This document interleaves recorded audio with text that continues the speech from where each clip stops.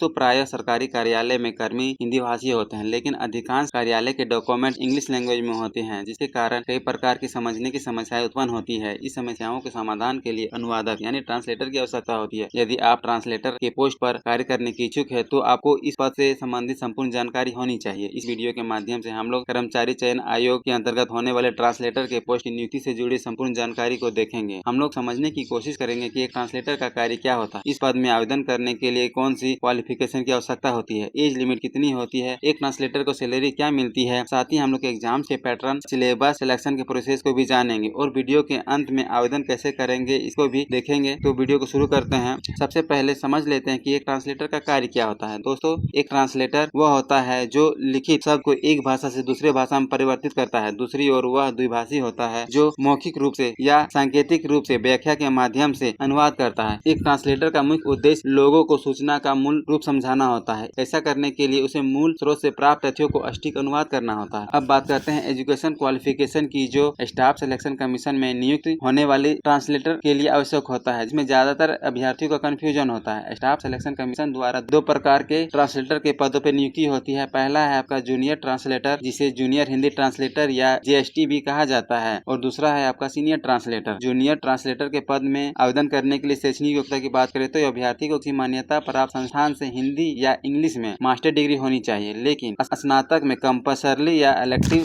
विषय के रूप में इंग्लिश या हिंदी होना अनिवार्य है। चलिए इसको हम स्पष्ट कर देते हैं। अगर आपकी मास्टर डिग्री हिंदी में है तो आप तो स्नातक में इंग्लिश, और यदि आपकी मास्टर डिग्री इंग्लिश में है तो स्नातक में हिंदी कंपल्सरी या इलेक्टिव सब्जेक्ट के रूप में होना अनिवार्य है। या फिर आप किसी भी विषय में मास्टर डिग्री के अभ्यर्थी हैं, लेकिन अपना कोर्स हिंदी मीडियम या इंग्लिश मीडियम से कंप्लीट किए हैं और डिग्री लेवल में आपका हिंदी या इंग्लिश अल्टरनेटिव के अनुसार से इलेक्टिव और कंपल्सरी सब्जेक्ट है, तो भी आप इस पद के लिए आवेदन कर सकते हैं। बताए गए एजुकेशन क्वालिफिकेशन के साथ अभ्यर्थी को किसी मान्यता प्राप्त संस्थान से डिप्लोमा या certificate in translator for Hindi to English and vice versa, या फिर 2 वर्षों का translate work in Hindi to English and vice versa का अनुभव हो किसी मान्यता प्राप्त गवर्नमेंट सेक्टर से। वहीं ट्रांसलेटर पद में आवेदन करने के लिए एजुकेशन क्वालिफिकेशन बिल्कुल जूनियर ट्रांसलेटर के जैसा ही है, लेकिन इसमें कार्य अनुभव आपका 2 के जगह पे 3 वर्ष की होनी चाहिए। मैं यहाँ स्पष्ट कर दूं कि दोनों पदों में कार्य अनुभव ऐसे अभ्यर्थियों के लिए आवश्यक है जिसके पास ट्रांसलेटर से संबंधित डिप्लोमा या डिग्री का सर्टिफिकेट नहीं है। आवेदन शुल्क की बात करें तो आवेदन शुल्क के रूप में SC,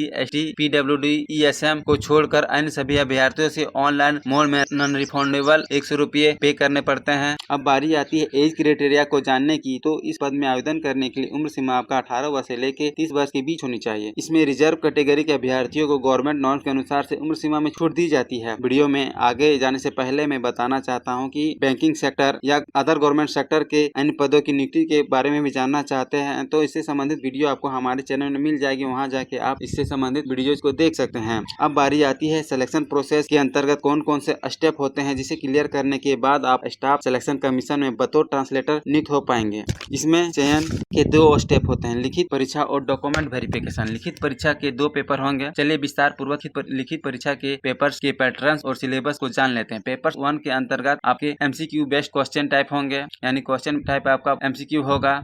मोड ऑफ एग्जाम्स आपका ऑनलाइन CBT होगी। इसके लिए आपको 2 घंटे के समय दिए जाएंगे। इसके अलावा PWD कैंडिडेट को 40 मिनट का अतिरिक्त समय मिलेगा। इसमें क्वेश्चन आपके 2 सब्जेक्ट से पूछे जाएंगे, जनरल हिंदी और जनरल इंग्लिश। प्रत्येक सब्जेक्ट से 100 प्रश्न पूछे जाएंगे 100 अंकों के लिए। इस पेपर में नेगेटिव मार्किंग भी होगी, यानी एक गलत उत्तर के लिए आपके 0.25 अंक काट लिए जाएंगे। सिलेबस की बात करें तो पेपर 1 के लिए सिलेबस आपका understanding of language and literature, correct use of words, phrase and idioms, ability to write correct language से संबंधित प्रश्न पूछे जाएंगे और क्वेश्चन का स्टैंडर्ड आपका डिग्री लेवल का होगा। वहीं दूसरे पेपर के अंतर्गत आपके डिस्क्रिप्टिव टाइप के क्वेश्चन पूछे जाएंगे। यह आपका ऑनलाइन मोड में एग्जाम्स होगा। इस आपको 2 घंटे की समय दी जाएगी और PWD कैंडिडेट के लिए 40 मिनट के अतिरिक्त समय का भी प्रावधान है इस पेपर में। इसमें ट्रांसलेटर एंड ऐसे सेक्शन से 200 अंक के प्रश्न पूछे जाएंगे, जिसमें 2 पैसेज होंगे ट्रांसलेट करने के लिए। इंग्लिश और हिंदी के एक ऐसे होंगे। जिसके अलावा writing ability, translation skill, correct usage of both language इत्यादि के प्रश्न सम्मिलित किए जाएंगे। पार्ट 1 तथा पार्ट 2 आपका क्वालिफाइंग नेचर की होगी, जिसमें कैटेगरी कैटेगरी वाइज अलग अलग क्वालिफाइंग परसेंटेज होती है, जो इस प्रकार है। अनरिजर्व कैटेगरी के लिए 30% क्वालिफाइंग मार्क्स है, वहीं ओबीसी ईडब्ल्यूएस के लिए 25% और अदर कैटेगरी जो बचे हुए हैं इसके अलावा उसके लिए 20% क्वालिफाइंग मार्क्स है।